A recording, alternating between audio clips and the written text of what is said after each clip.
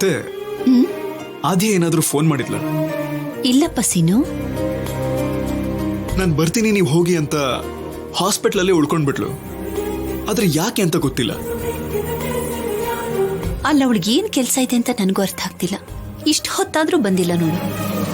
ಅಲ್ಲ, ಕೊನೆ ಪಕ್ಷ ಒಂದು ಫೋನ್ ಕೂಡ ಮಾಡಿಲ್ಲ ಅಂದ್ರೆ ಅವಳಿಗೇನಾದ್ರೂ ತೊಂದರೆ ಆಗಿದ್ಯಾ ಅಂತ. ನೋಡು, ನೀನ್ ತಿಂತಾ ಇರು, ನಾನು ಹೋಗಿ ಫೋನ್ ಮಾಡಿ ಬರ್ತೀನಿ. ಹಾ, ತಿನ್ನು.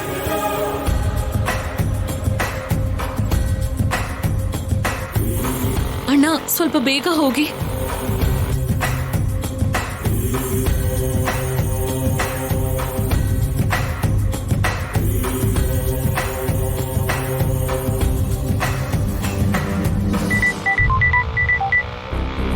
ಹಲೋ ದೊಡ್ಡಮ್ಮ. ಆದ್ಯಾ, ಹಾಸ್ಪಿಟ್ಲಿಂದ ಆ ಹುಡುಗ ಮನೆಗೆ ಹೊರಟೋದ ಕಣಮ್ಮ. ಆಮೇಲೆ ಸೀನು ಕೂಡ ಮನೆಗೆ ಬಂದಿದ್ದಾನೆ. ಅಲ್ಲ, ನೀನೇನೋ ಕೆಲ್ಸ ಇದೆ ಅಂತ ಅಲ್ಲೇ ಉಳ್ಕೊಂಡಿ ಅಂತಲ್ಲ, ಏನ್ ಕೆಲ್ಸಮ್ಮ ನಿನ್ಗೆ? ದೊಡ್ಡಮ್ಮ ದೊಡ್ಡಮ್ಮ, ಡ್ಯಾಡಿ ಫೋನ್ ಮಾಡಿದ್ರು. ಏನು, ಕಿಶೋರ್ ಅವರು ಫೋನ್ ಮಾಡಿದ್ರಾ? ಕಿಶೋರ್ ಅವರ? ಹೌದು ದೊಡ್ಡಮ್ಮ. ಎಲ್ಲಿದ್ದಾರಂತಮ್ಮ? ಏನ್ ಮಾಡ್ತಿದಾರಂತೆ? ಇಷ್ಟು ದಿವಸ ಎಲ್ಲಿದ್ರಂತೆ? ಅದನ್ನೆಲ್ಲ ನಾನು ಆಮೇಲೆ ಹೇಳ್ತೀನಿ ದೊಡ್ಡಮ್ಮ. ಮೊದ್ಲು ಡ್ಯಾಡಿ ಫೋನ್ ಮಾಡಿದ್ರಲ್ಲ, ಅವ್ರನ್ನ ಮೀಟ್ ಮಾಡಕ್ ಹೋಗ್ತಿದ್ದೀನಿ. ಅವ್ರು ಫೋನ್ ಮಾಡಿದ್ರಾ? ನೀನ್ ಹೋಗ್ತಿದ್ಯಾ? ಅಲ್ಲ, ಎಲ್ಲಿದ್ದಾರೆ ಅಂತ ಫೋನ್ ಮಾಡಿದ್ರು?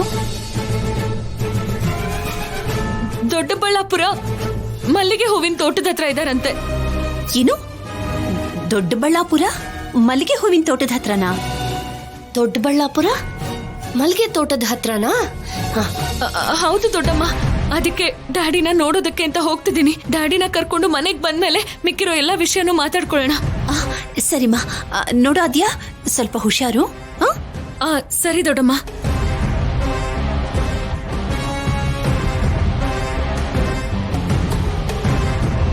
ಇದ್ದೇನು, ಇದಕ್ಕೂ ಮುಂಚೆ ಅಷ್ಟೇ ಚಾರು ಫೋನ್ ಮಾಡಿ ಕಿಶೋರ್ ಬಂದ್ರ ಅಂತ ಕೇಳಿದ್ಲು.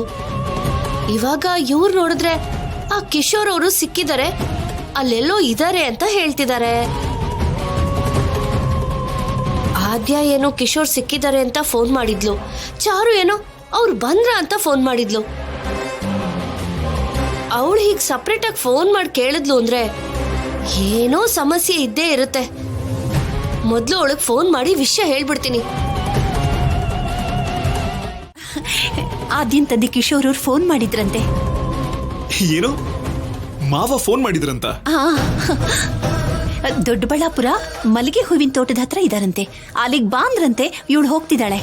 ಅವ್ರಪ್ಪ ಫೋನ್ ಮಾಡಿದ್ದಾರೆ ಅಂದ್ಮೇಲೆ ಆದ್ಯ ಹ್ಯಾಪಿ ಆಗೇ ಇರ್ತಾಳೆ. ಅವಳಿಗೆ ಎಷ್ಟು ಸಂತೋಷ ಆಗಿದೆ ಅನ್ನೋದು ಅವಳ ಮಾತಲ್ಲೇ ಗೊತ್ತಾಗ್ತಿದೆ. ಅಲ್ಲ, ಕಿಶೋರ್ ಅವ್ರು ಇಷ್ಟು ದಿವಸ ಎಲ್ಲಿದ್ರೋ ಏನೋ, ಅವರಿದ್ದ ಜಾಗದಿಂದ ಈಗ ಫೋನ್ ಮಾಡಿದಾರಲ್ಲ. ಆದ್ಯ ಬಂದ್ಮೇಲೆ ಎಲ್ಲ ಗೊತ್ತಾಗುತ್ತೆ. ಮಾವನೇ ಫೋನ್ ಮಾಡಿದ್ರು ಅಂದ್ಮೇಲೆ ಅವಳು ಹೋಗಿ ಮನೆ ಕರ್ಕೊಂಡು ಬರ್ತಾಳೆ. ಅತ್ತೆ ಬಂದ್ಮೇಲೆ ಏನಾಗಿತ್ತು, ಏನ್ ನಡೀತು ಅಂತ ಗೊತ್ತಾಗುತ್ತೆ ಬಿಡಿ. ಅಲ್ಲ, ಒಳ್ಳೆ ಸಮಯ ಬಂದ್ರೆ ಒಟ್ಟೊಟ್ಟಿಗೆ ಬರುತ್ತೆ ಅಂತ ಹೇಳ್ತಾರೆ. ಅದು ಇದೇ ಏನೋ. ನಮ್ ರಾಜ್ಯ ಸಮಸ್ಯೆಗಳು ಮುಗ್ದೋಯ್ತು. ಶೌರ್ಯನ್ ಒಳ್ಳೆತನ ನಿಮ್ ಮಾವನ್ಗೆ ಅರ್ಥ ಆಯ್ತು.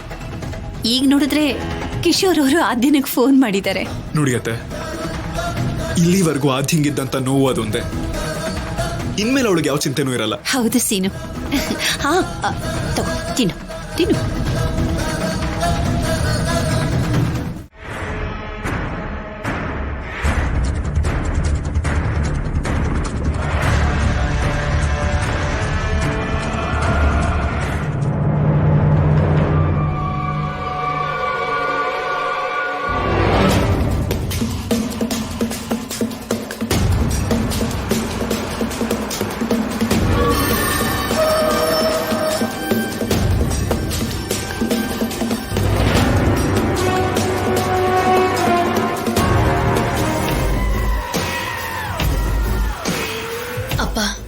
ಅಲ್ಲಿ ನೋಡು, ಅವನು ಅಲ್ಲೇ ನಿಂತಿದ್ದಾನೆ. ಸರಿ ನಡಿಯಮ್ಮ. ತುಂಬಾ ಹುಷಾರಾಗಿ ಹ್ಯಾಂಡಲ್ ಮಾಡ್ಬೇಕು. ಸರಿನಮ್ಮ, ನೋಡ್ತಾ ಇರೋ.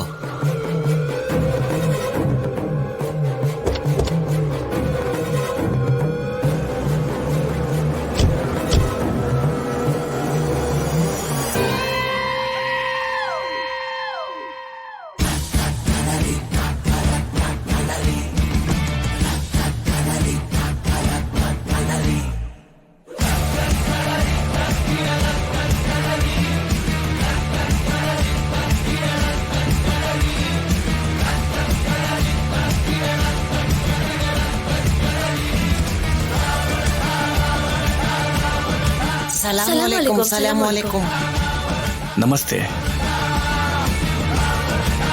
ಯಾರು ನೀವು? ನಾವ್ಯಾರಾಗಿದ್ರೆ ಏನು ಬಿಡಿ, ನೀವು ರಾಮಾಪುರಕ್ಕೆ ಹೋಗ್ಬೇಕಾ?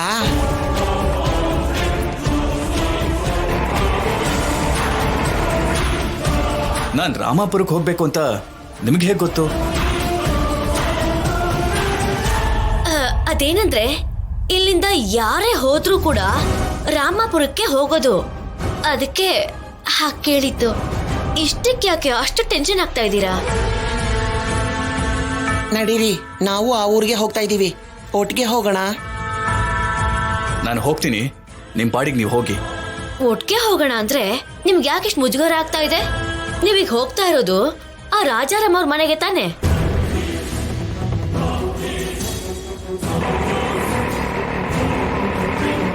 ನಾನು ರಾಜಾರಾಮ್ ಅವ್ರ ಮನೆಗೆ ಹೋಗ್ಬೇಕು ಅಂತ ನಿಮಗೆ ಹೇಗೆ ಗೊತ್ತು?